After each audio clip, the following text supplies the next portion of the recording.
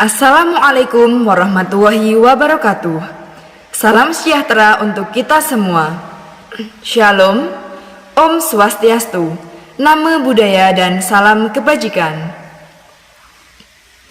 Bapak dosen yang terhormat, seluruh audiens yang saya hormati, dan rekan-rekan yang saya cintai dan saya banggakan. Izin memperkenalkan diri, nama saya Anindita Karimadewi, kelas D6 Prodi Administrasi Pemerintahan Daerah Institut Pemerintahan Dalam Negeri. Pada kesempatan ini, izinkanlah saya mempresentasikan mengenai filosofi dan urgensi keberadaan pemerintah dan pemerintah daerah. Pernahkah kita berpikir bahwa mengapa perlu ada pemerintah? Yang pertama, yaitu untuk menciptakan ketentraman dan ketertiban. Yang kedua, yaitu untuk menciptakan kesejahteraan. Selanjutnya, mengapa perlu ada pemerintah daerah? Yang pertama, yaitu karena wilayah negara Indonesia terlalu luas. Yang kedua, yaitu untuk menciptakan kesejahteraan secara demokratis. Yang ketiga, sebagai demokratisasi dan ruang partisipasi publik. Yang keempat, yaitu sebagai rentang kendali pelayanan pemerintahan. Indonesia memiliki wilayah negara yang begitu luas. Dapat kita bayangkan bagaimana keadaan negara ini apabila tidak ada pemerintah. Keberadaan pemerintah dalam suatu negara sangat penting karena pemerintah sebagai alat pencapaian tujuan bernegara.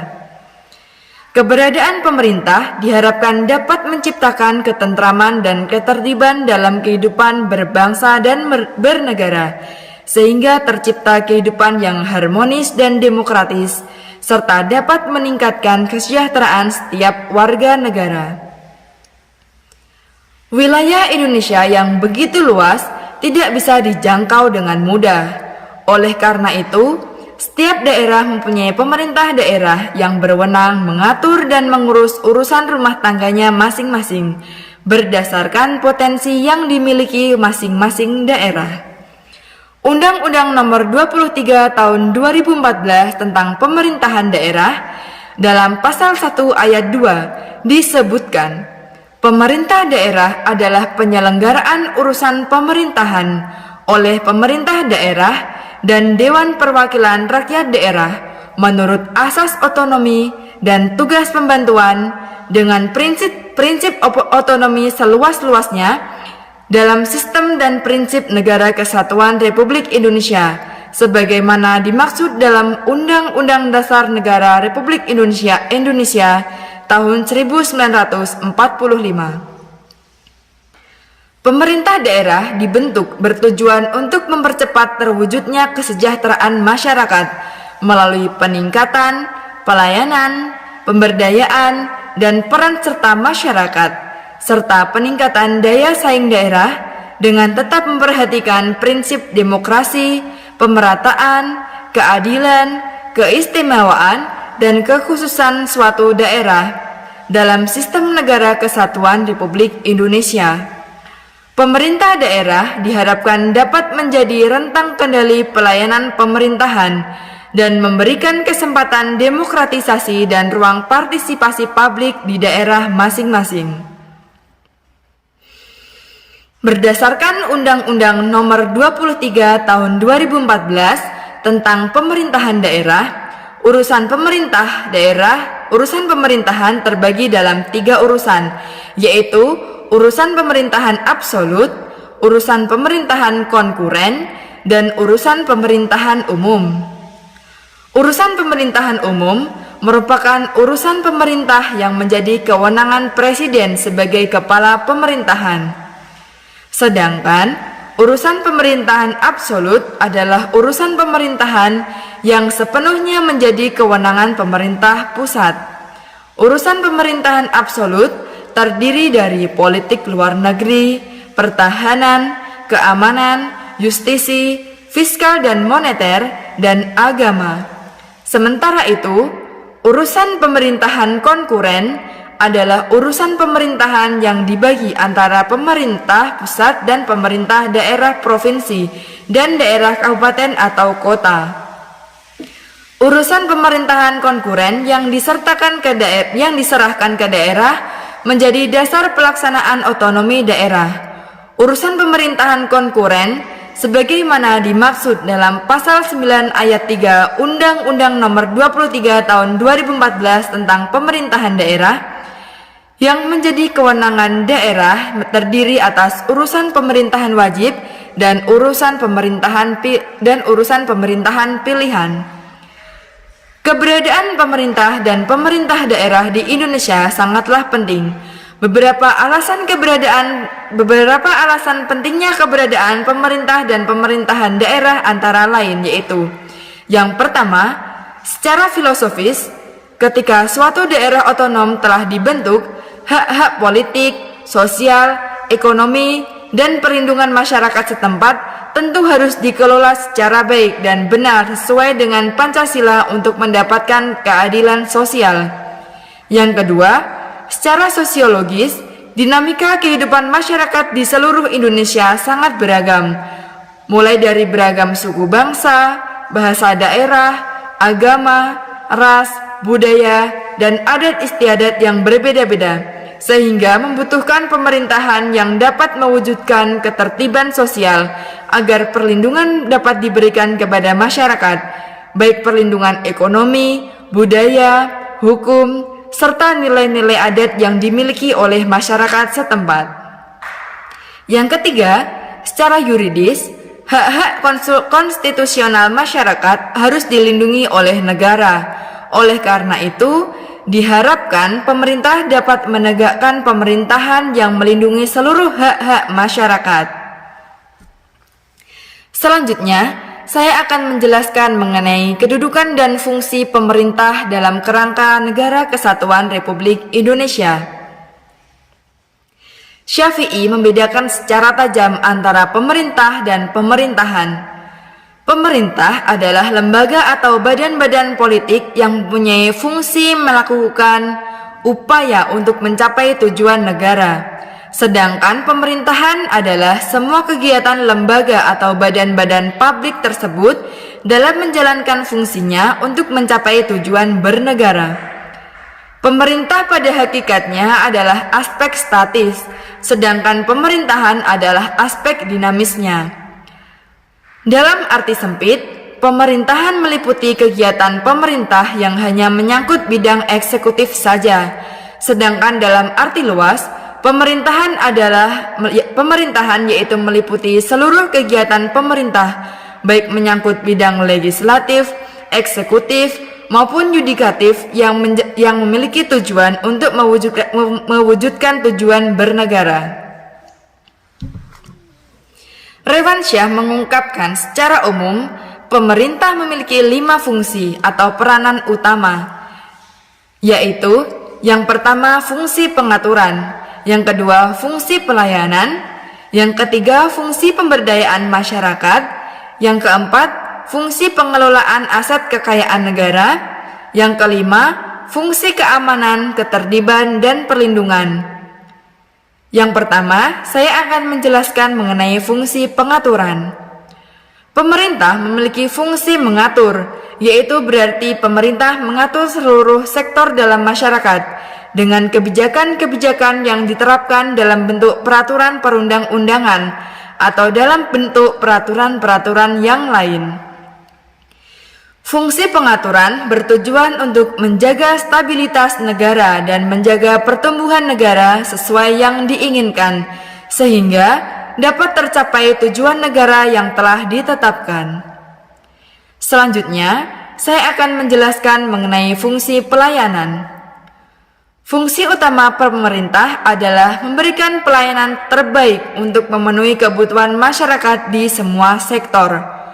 Upaya peningkatan kualitas pelayanan publik oleh pemerintah daerah dalam hal ini dapat dilakukan dengan strategi-strategi yang dapat membangun sistem pelayanan yang baik dalam rangka mewujudkan kualitas pelayanan publik yang baik dan unggul.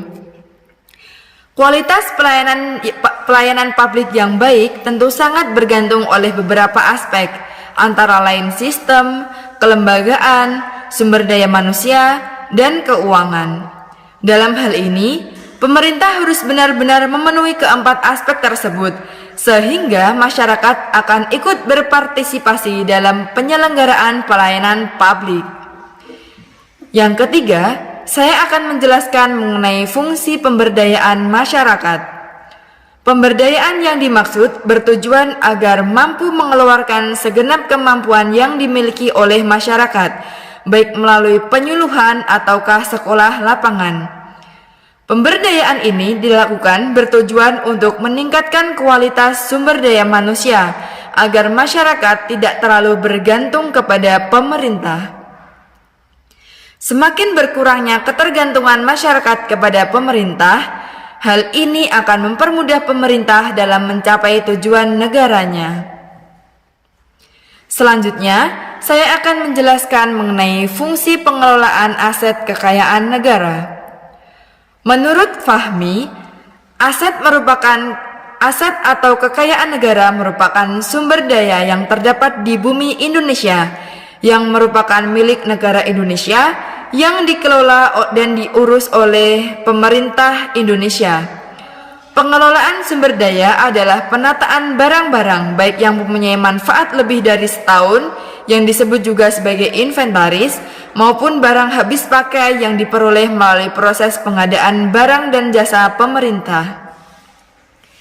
Selanjutnya, saya akan menjelaskan mengenai fungsi keamanan, ketertiban, dan perlindungan. Fungsi pemerintah di bidang pertahanan, keamanan, ketertiban umum, dan pengamanan, serta perlindungan sudah termasuk dan terkait dengan fungsi pemerintah bidang perumusan kebijakan atau pengaturan, pelayanan, pemberdayaan, dan fungsi pengelolaan aset atau kekayaan negara. Misalnya, fungsi keamanan dan ketertiban umum merupakan tugas aparat kepolisian yang dapat juga dirumuskan sebagai fungsi pelayanan keamanan dan ketertiban umum kepolisian. Pembagian kewenangan pemerintah pusat dan daerah di Indonesia. Negara sebagai wadah bangsa untuk mencapai cita-cita atau tujuan bangsanya, dalam prosesnya dikenal dengan istilah pemerintah. Adapun peran pemerintah yaitu sebagai ujung tombak dari jalannya sebuah roda organisasi kedaulatan yang disebut negara. Untuk mencapai tujuannya, pemerintah yang baik menjadi faktor yang sangat menentukan untuk mencapai tujuan tersebut. Lahirnya bentuk pemerintah pusat daerah di Negara Kesatuan Republik Indonesia secara filosofis dikarenakan beberapa hal, di antaranya, yang pertama, wilayah negara yang terlalu luas sehingga sangat tidak mungkin adanya kontrol yang baik, pelayanan publik, dan lain-lain secara merata ke seluruh wilayah negara Indonesia. Yang kedua, cita-cita kesejahteraan terhadap seluruh rakyat secara demokratis sangat susah untuk dicapai. Dengan adanya Undang-Undang Dasar, maka negara Indonesia merupakan negara yang berdasarkan hukum, tidak berdasarkan kekuasaan semata. Pemerintah yang berdasarkan atas sistem konstitusi tidak bersifat absolut. Berdasarkan hal tersebut, maka kebijaksanaan pemerintah pusat untuk menyerahkan sebagian urusannya untuk menjadi kewenangan daerah diserahkan melalui peraturan perundang-undangan. Asas legalitas merupakan dasar dalam setiap penyelenggaraan kenegaraan dan pemerintah, atau dengan kata lain, setiap penyelenggaraan kenegaraan dan pemerintahan harus memiliki legitimasi, yaitu kewenangan yang diberikan oleh undang-undang. Dengan demikian, substansi asas legalitas adalah wewenang, yaitu kemampuan untuk melakukan tindakan-tindakan hukum tertentu. Selanjutnya, saya akan menjelaskan mengenai urgensi keberadaan pemerintah daerah. Mengingat wilayah Indonesia yang sangat luas, Undang-Undang Dasar 1945 beserta perubahannya telah memberikan landasan konstitusional mengenai penyelenggaraan pemerintahan daerah di Indonesia.